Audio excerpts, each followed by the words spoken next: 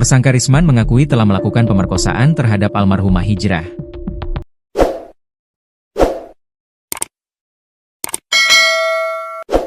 Pengakuan ini disampaikan saat pengacara keluarga menanyakan langsung kepada tersangka, Kamis, 25 September 2025. Pengacara keluarga korban, Egar Mahesa, menegaskan pengakuan Risman masih bersifat awal. Belum memberikan keterangan lebih rinci terkait perbuatannya. Press release sebelumnya hanya berdasarkan pengakuan pelaku saja, kata Egar kepada wartawan di Pasangkayu, Sabtu, 27 September 2025. Hingga kini, visum korban belum keluar. Jadi semua informasi masih tahap awal, ucapnya. Selain itu, pihak keluarga korban mendesak agar kepolisian turut menyelidiki kemungkinan keterlibatan Nurlina, istri pelaku, dalam kasus ini. Penyelidikan terhadap Nurlina sangat penting karena keterkaitan awal kasus ini tidak bisa diabaikan, tegas Egar. Menurut Egar, pengakuan tersangka menjadi salah satu titik penting dalam penyelidikan. Pihak kepolisian tetap menekankan perlunya bukti pendukung sebelum mengambil langkah hukum lebih lanjut.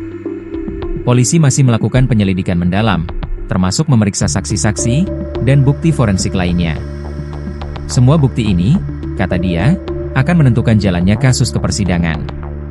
Kasus ini kembali menjadi sorotan publik setelah Risman ditetapkan sebagai tersangka pembunuhan almarhumah Hijrah di Desa Sarjo, Kecamatan Sarjo, Kabupaten Pasangkayu.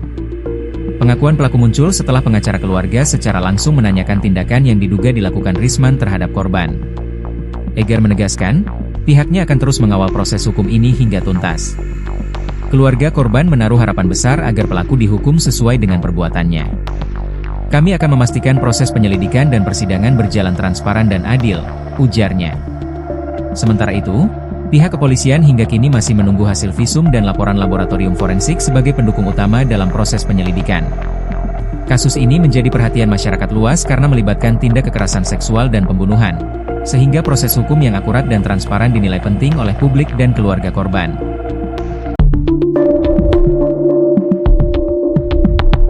Hijrah menjadi korban pembunuhan yang dilakukan Risman, 33, di Pasangkayu, Sulawesi Barat.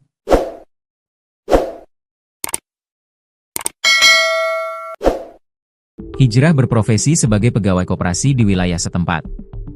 Jasad Hijrah ditemukan warga di kebun kelapa dusun Tangga-Tangga, Desa Sarjo, Kecamatan Sarjo pada Sabtu, 20 September 2025. Belakangan diketahui, Risman pelaku pembunuhan terhadap Hijrah ternyata punya utang. Utang itulah yang menjadi motif utama Risman hingga tega menghabisi nyawa Hijrah yang baru 19 tahun ini. Sebelum ditemukan tewas, Hijrah sempat terlibat cekcok dengan Risman. Permasalahan mereka terkait dengan tagihan pinjaman yang wajib dibayarkan Risman setiap minggunya. Risman memiliki utang sebesar 8 juta rupiah di PNM Mekar, ia wajib membayar angsuran sebesar Rp340.000 setiap minggunya. Namun kali terakhir Hijrah datang untuk meminta angsuran, ia justru terlibat cekcok dengan Risman. Perselisihan terkait pembayaran angsuran inilah yang memicu cekcok hingga berujung penganiayaan dan kematian korban.